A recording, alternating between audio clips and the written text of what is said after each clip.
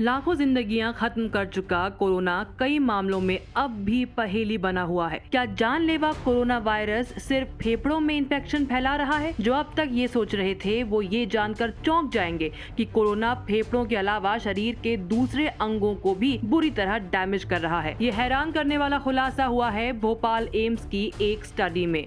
देश में पहली बार भोपाल एम्स में हुए कोविड शवों के पोस्टमार्टम में जो रिपोर्ट सामने आई उससे जानकर हर कोई सन्न है। एम्स में 21 कोविड शवों की ऑटोप्सी के बाद खुलासा हुआ कि कोरोना वायरस ने न सिर्फ फेफड़े बल्कि किडनी, ब्रेन, पैंक्रियाज, लिवर और हार्ट तक पहुंचकर अपना घातक असर दिखाया है।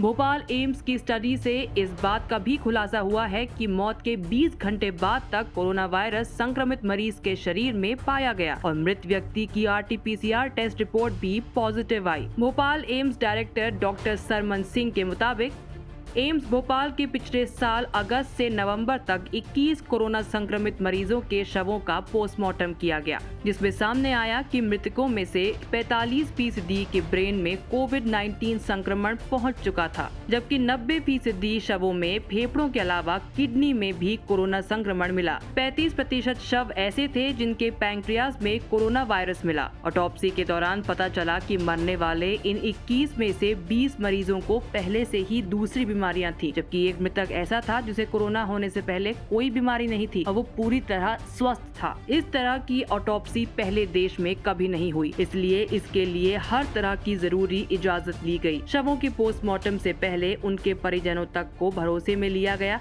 तब कहीं जाकर ये स्टडी पूरी हो पाई। अब जल्द ही इसे मेडिकल जर्नल में पब्लिश होने के लिए भेजा जाएगा।